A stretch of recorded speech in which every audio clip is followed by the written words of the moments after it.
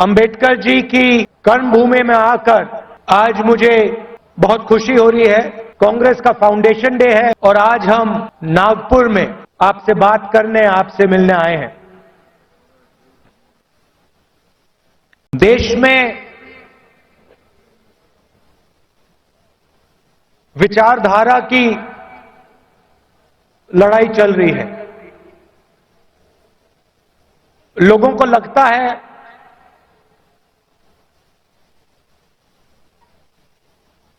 कि राजनीतिक लड़ाई है, सत्ता की लड़ाई है। वो है,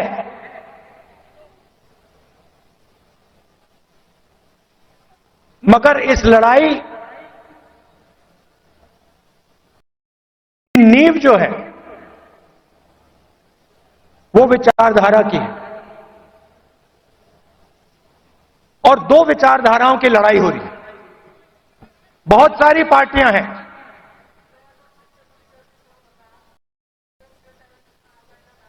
एनडीए में है, इंडिया अलायंस में है,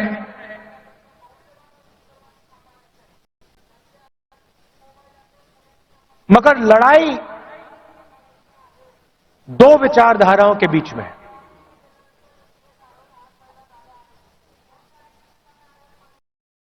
कुछ दिन पहले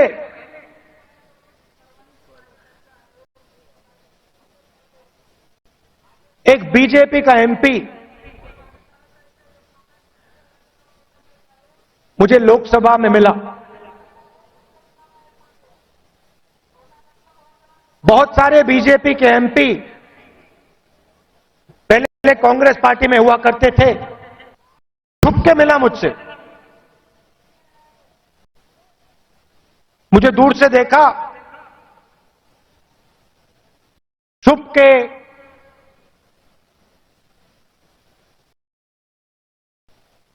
डर से कहता है, राहुल जी आपसे बात करनी है।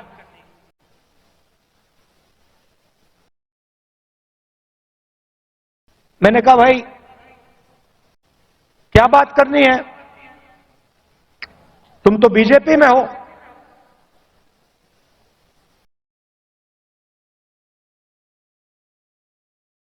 और फिर उसके चेहरे पे थोड़ी सी टेंशन दिख रही थी।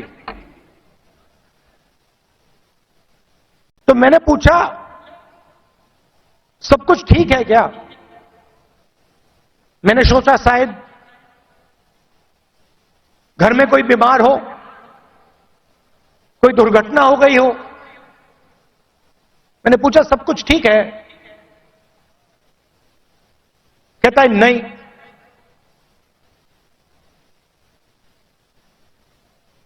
क्या हुआ?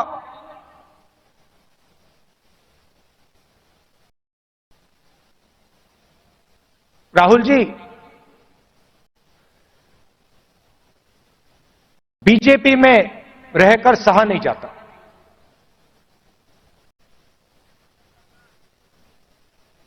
मैं हूं बीजेपी में,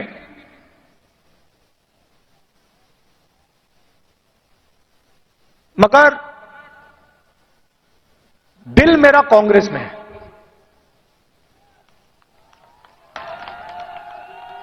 तो मैंने कहा भाई दिल तेरा कांग्रेस में, शरीर आपका बीजेपी में।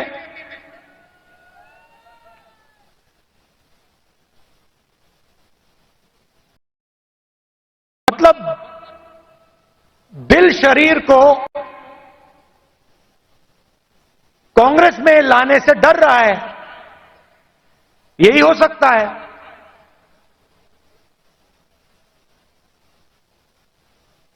मैंने कहा मन क्यों नहीं बनता वहां?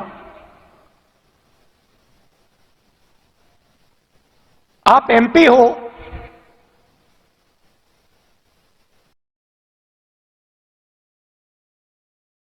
आप मुझे हिंट दे रहे हो, मन क्यों नहीं बनता?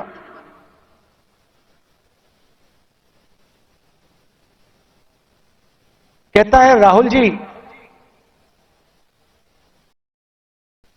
बीजेपी में गुलामी चलती है। जो ऊपर कहा जाता है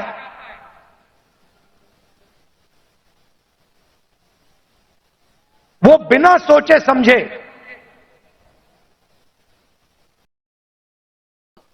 करना पड़ता है। हमारी कोई सुनता नहीं। ऊपर से ऑर्डर आता है, मतलब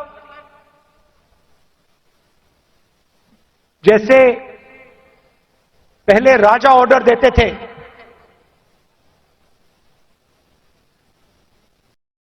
ऊपर से ऑर्डर आता है और उसका पालन करना पड़ता है। अच्छा लगे ना लगे, चॉइस नहीं होती। आपको याद होगा हमारे जो पीसीसी प्रेसिडेंट हैं पटोले जी, ये हैं, इन्होंने प्रधानमंत्री से एक सवाल पूछ लिया था। एक सवाल पूछा था किसानों के बारे में। क्या सवाल था? जीएसटी आपने जो लगाया, जीएसटी जो आपने लगाया तो उसमें किसानों का क्या हिस्सा रहेगा? हाँ, तो सिर्फ एक सवाल पूछा।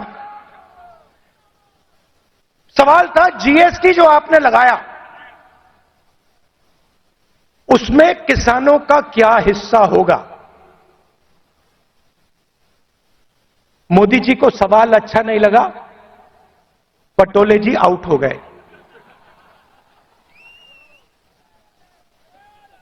तो उनकी विचारधारा राजाओं की विचारधारा है,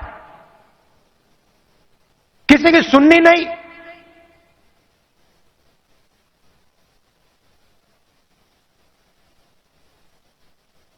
ऑर्डर ऊपर से आएगा,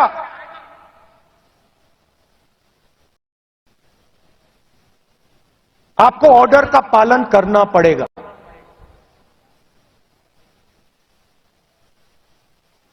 कांग्रेस पार्टी में आवाज नीचे से आती है।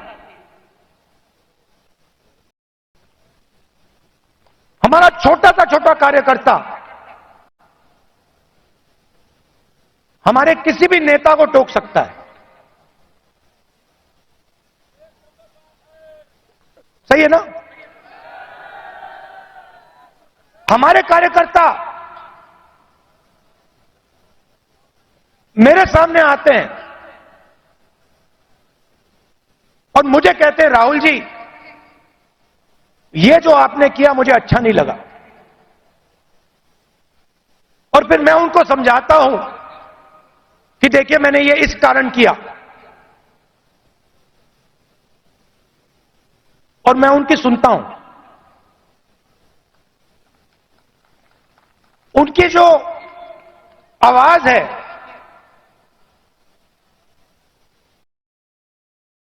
उसका आदर करता हूं, उसका रिस्पेक्ट करता हूं। यह भी कह देता हूं कि भैया मैं आपकी बात से सहमत नहीं हूं,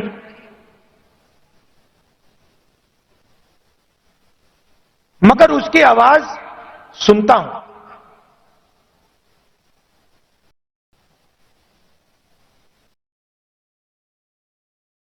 लोग कहते हैं कांग्रेस पार्टी ने क्या किया।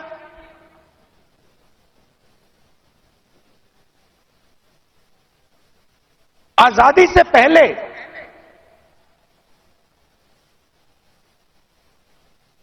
अगर आप इस देश में आते 500-600 राजा थे, अंग्रेज थे, राजाओं का गन सलूट होता था।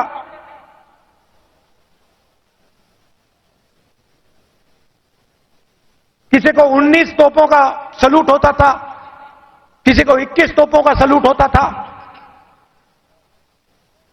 मगर हिंदुस्तान की जनता को इस देश में कोई अधिकार नहीं था, कोई अधिकार नहीं था।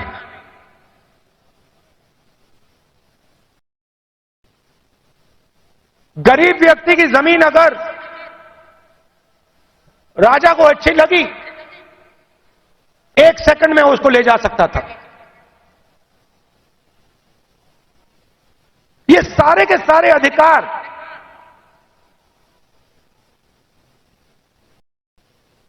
जिनकी रक्षा कॉन्स्टिट्यूशन करता है,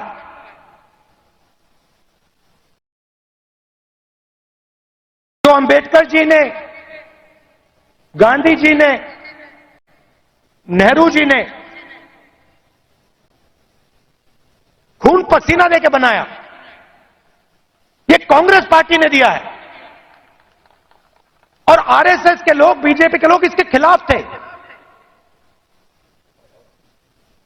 आज झंडे के सामने खड़े हो जाते हैं, सलूट मारते हैं। सालों के लिए इन्होंने तिरंगे को सलूट नहीं मारा था। तो सारे के सारे अधिकार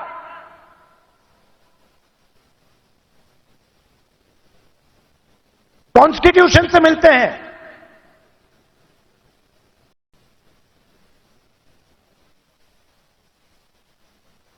और राजा जो भी करना चाहता था करता था, उसके लिए कोई कानून नहीं थे।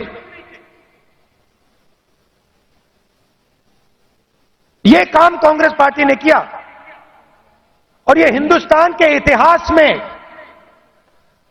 हजारों साल के इतिहास में पहली बार किया गया है। पहली बार एक हिंदुस्तानी को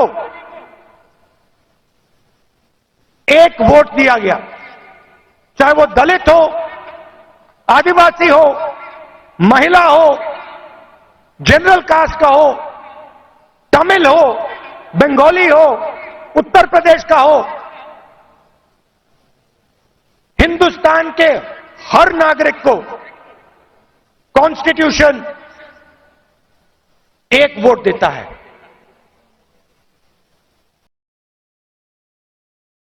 यह कांग्रेस पार्टी ने किया। गांधी जी जेल गए, नेहरू जी जेल गए, अंबेडकर जी ने सालों संघर्ष किया।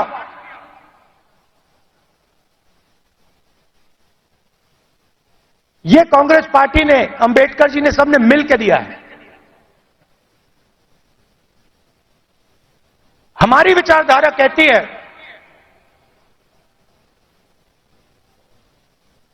कि देश की लगाम हिंदुस्तान की जनता के हाथ में होनी चाहिए और देश को जैसे पहले राजा चलाते थे,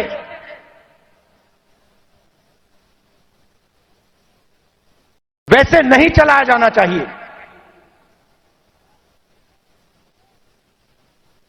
हम जनशक्ति की बात करते हैं, लोक शक्ति की बात करते हैं। आप हमारे सारे के सारे कानून देखिए। आजादी की लड़ाई देश की जनता ने लड़ी थी, राजा महाराजाओं ने नहीं लड़ी थी। उनकी पार्टनरशिप थी अंग्रेजों के साथ। लोग भूल जाते हैं, लोग सोचते हैं कि आजादी की लड़ाई सिर्फ अंग्रेजों के खिलाफ थी।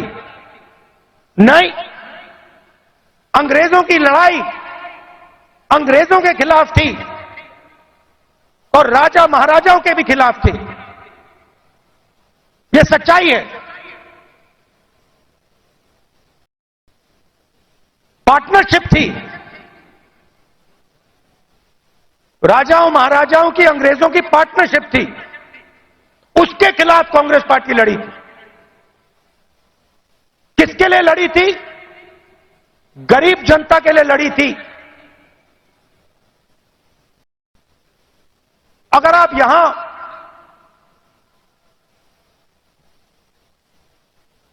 60-70 उससे पहले, इंडिपेंडेंस से पहले आप यहां आते, हिंदुस्तान की जनता के कोई अधिकार नहीं थे, महिलाओं के कोई अधिकार नहीं थे, दलितों को छुआ नहीं जाता था। यह आरएसएस की विचारधारा है, यह हमने बदला है और एक बार फिर यह हिंदुस्तान को वापस ले जाना चाह रहे हैं। तो आजादी से पहले था, वहां हिंदुस्तान को वापस लौटा रहे हैं। कॉन्स्टिट्यूशन से, आपके वोट से अलग अलग संस्थाएं बनती हैं। ये आपकी संस्थाएं हैं, चाहे सुप्रीम कोर्ट हो, इलेक्शन कमीशन हो,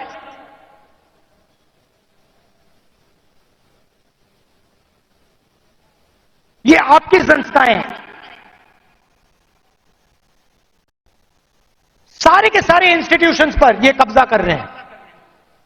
आप हिंदुस्तान की सारी यूनिवर्सिटी देख लीजिए, सारे के सारे वाइस चांसलर आज एक संगठन के हैं।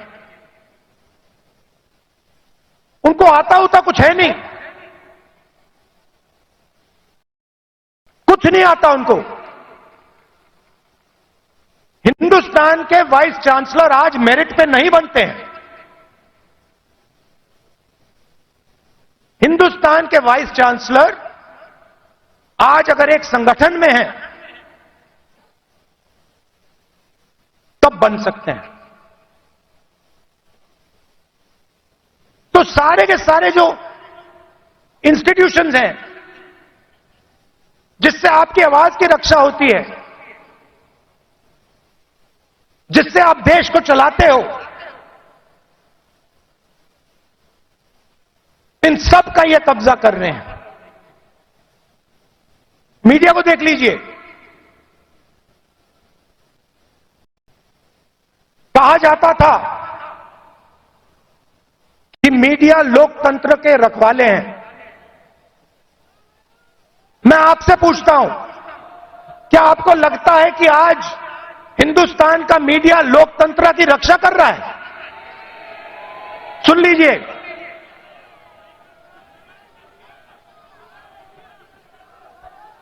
आप इनसे पूछिए, ये आपको बताएंगे कि हमारे दिल में जो है हम नहीं बोल सकते। इनके दिल में क्या है? इनके दिल में वो है जो हिंदुस्तान की जनता के दिल में है, वो नहीं बोल सकते।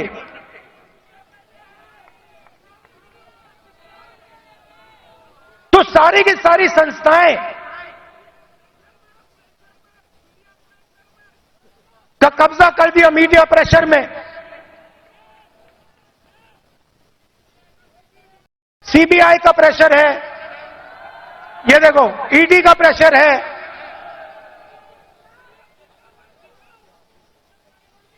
तो लड़ाई इस बात की है, हम देश की जनता को देश की शक्ति देना चाहते हैं। देश की जनता को देश की शक्ति हम पकड़ाना चाहते हैं। लोग कहते हैं कि कांग्रेस पार्टी ने सफेद क्रांति की। हमने सफेद क्रांति में मदद की, मगर सफेद क्रांति को आनंद के महिलाओं ने शुरू की। सफेद क्रांति हिंदुस्तान की नारी शक्ति ने की। हरी क्रांति देश के किसानों ने की। किसानों की शक्ति ने हरी क्रांति की। आईटी रेवोल्यूशन देश के युवाओं ने किया। कांग्रेस पार्टी ने मदद की, कांग्रेस पार्टी ने विजन दिया, मगर आईटी रेवोल्यूशन हमारे युवाओं ने किया।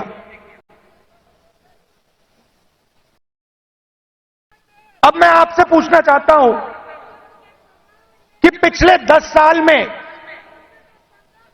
नरेंद्र मोदी जी ने कितने लोगों को रोजगार दिया है? 40 साल से सबसे ज्यादा बेरोजगारी आज है और हिंदुस्तान के युवाओं की जो शक्ति है, करोड़ों युवाओं की जो शक्ति है, वो जाया हो रही है।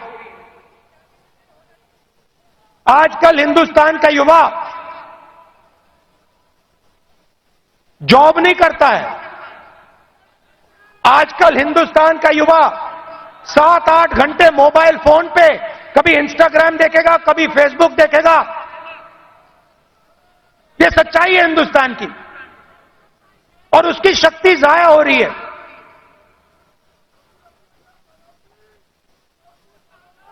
एक तरफ किसानों पर आक्रमण, युवाओं पर आक्रमण और दूसरी तरफ हिंदुस्तान के 2-3 अरबपतियों को देश का पूरा धन दिया जा रहा है। यह सच्चाई है। भाइयों और बहनों सुनिए, कुछ दिन पहले मेरे पास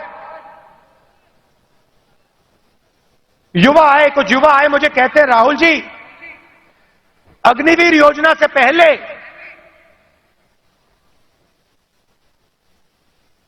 हमें आर्मी में ले लिया गया था।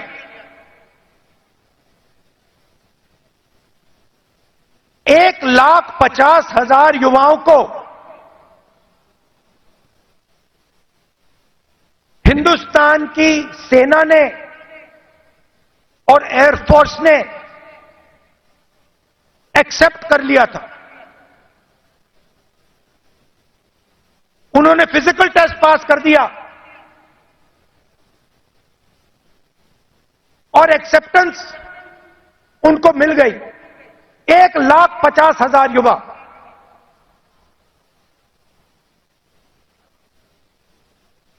मोदी सरकार ने अग्निवीर योजना लागू की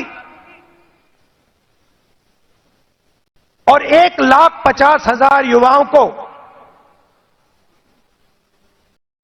उन्होंने आर्मी में, एयरफोर्स में नहीं आने दिया।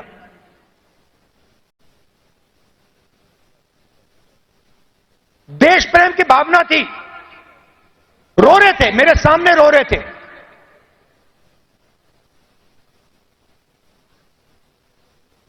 आंसू आ रहे थे, कह रहे थे सरकार ने हमारी जिंदगी बर्बाद कर दी है, जिंदगी खत्म कर दी, हमारा मजाक उड़ाया जाता है।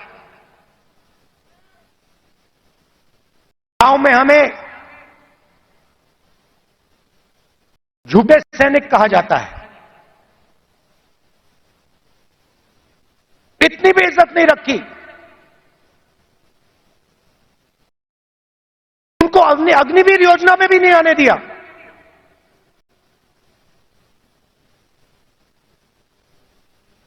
बाहर उठा के फेंक दिया।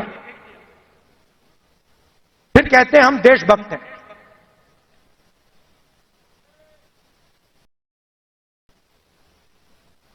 इससे देश का फायदा नहीं होने वाला।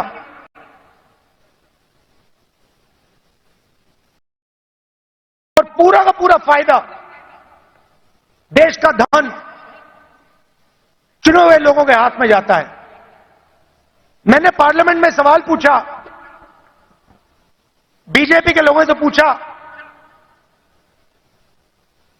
हिंदुस्तान को 90 लोग चलाते हैं, देश के अफसर हैं, पूरे बजट को बांटते हैं।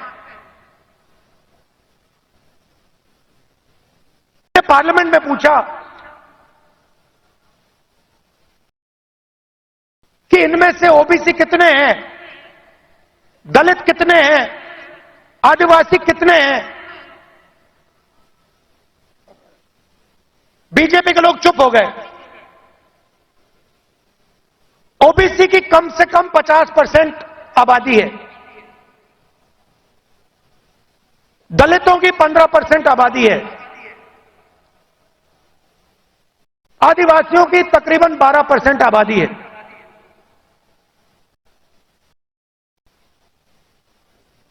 नब्बे अफसर में से 3 ओबीसी हैं।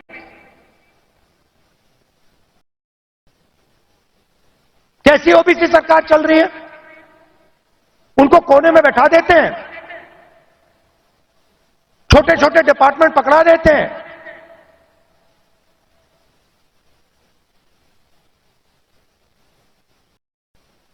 हिंदुस्तान की सबसे बड़ी कंपनी,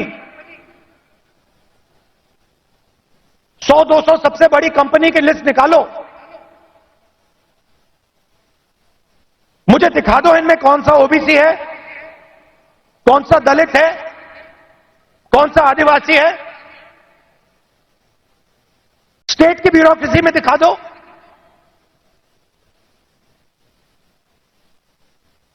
आबादी आपकी 50%, दलितों की 15%, आदिवासियों की 12%।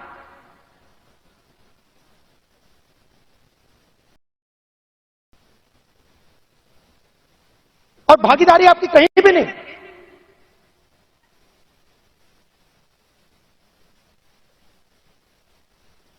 टॉप कंपनीज के नाम निकालो और मुझे दिखा दो इन कंपनियों में ओबीसी कहां बैठा हुआ है, दलित कहां बैठा है, आदिवासी कहां बैठा है।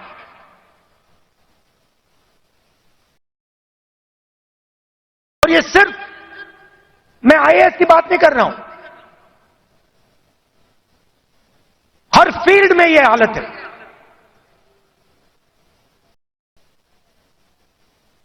तो मैंने सवाल पूछा, मैंने कहा देखिए जाति जनगणना होनी चाहिए, देश को पता लगना चाहिए कि इस देश में ओबीसी कितने हैं। उसके बाद नरेंद्र मोदी जी के भाषण बदल जाते हैं। पहले अपने आप को ओबीसी कहते थे, मेरे भाषण के बाद कहते हैं हिंदुस्तान में तो सिर्फ एक जात है, वो भी गरीब। अगर हिंदुस्तान में सिर्फ एक जात, तो आप ओबीसी कैसे बन गए?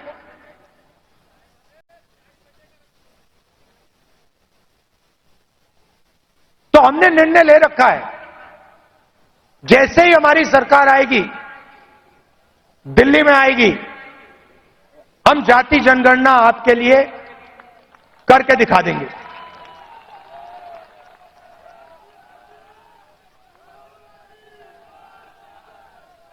और देखिए, जो मैंने शुरुआत में कहा, यह विचारधारा की लड़ाई है। करोड़ों लोगों को बीजेपी की सरकार ने गरीबी में फिर से धकेल दिया है। जो काम हमने भोजन के अधिकार से, मनरेगा की मदद से किया, वो सब खत्म कर दिया इन लोगों ने। और हमें 2 हिंदुस्तान नहीं चाहिए। एक हिंदुस्तान अरबपतियों का, मीडिया वालों का, सेलफोन वालों का, सपने का, उसमें कोई सच्चाई नहीं है।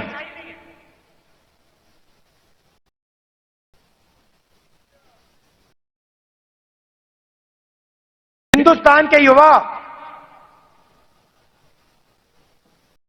सोशल मीडिया से जी नहीं सकते, कमा नहीं सकते। हिंदुस्तान के युवाओं को रोजगार की जरूरत है। यह काम नरेंद्र मोदी जी और एनडीए की सरकार नहीं कर सकती। यह काम सिर्फ इंडिया अलायंस कर सकता है, क्योंकि इस काम को करने के लिए हिंदुस्तान की जनता की आवाज को सुनना होगा। नफरत मिटानी होगी और इस देश को एक कर जोड़कर आगे जाना पड़ेगा। कन्याकुमारी से कश्मीर हम चले, 4000 किलोमीटर चले, नफरत के बाजार में मोहब्बत की दुकान हमने खोली। आप कांग्रेस पार्टी की विचारधारा समझना चाहते हो, इस लाइन से आप समझ जाओगे। सिर्फ एक लाइन की जरूरत है। अगर आपके दिल में हिंदुस्तान के लोगों के लिए मोहब्बत है, अगर आप नफरत के बाजार में मोहब्बत की दुकान खोलना चाहते हो, तो आप कांग्रेसी हो।